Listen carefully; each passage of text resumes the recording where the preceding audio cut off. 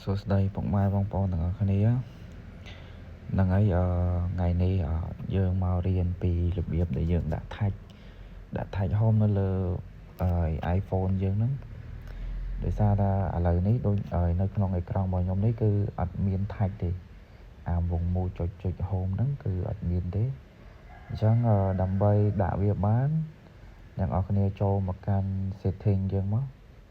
នេះ setting យើងមកយើងចូលមកកាន់ setting យើងចុចពីលើហ្នឹងមកយើង scroll រកពាក្យថា accessibility នៅក្នុង general នេះយើងចុចពីលើហ្នឹងមកអូខេហើយយើង scroll មកក្រោមទៀត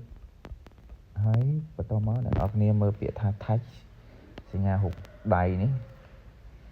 លើដៃច្អល់នេះហ្នឹងហើយអ្នកនរគ្នាចុចពីលើពាក្យថា touch ហ្នឹងមកអូខេមកដល់កន្លែងនេះអ្នកនរគ្នាចុចaccess to tag នេះអូខេលើគេនេះយើងចុចពីលើហ្នឹងមកហ្នឹងហើយបន្តមកអ្នកទាំងអស់គ្នាគ្រាន់តែចុច on មកវានឹង load tag យើងមកហើយដោយសារថាទូរស័ព្ទបងប្អូនយើងខ្លះគឺអត់មាន tag ហ្នឹងទេគឺវាពិបាកក្នុងការចេញចូលនៅក្នុងកម្មវិធីទូរស័ព្ទiPhone យើងអញ្ចឹងណា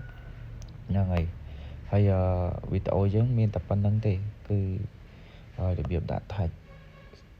អញ្ចឹងបើអ្នកនរគ្នាអត់ចង់បើកទេអ្នកនរគ្នាចុចបិទវិញមកហ្នឹងហើយបើយើងចង់បើកយើងដាក់ on មកអញ្ចឹងវីដេអូយើងក៏មានតែប៉ុណ្្នឹងទេអរគុណបងប្អូន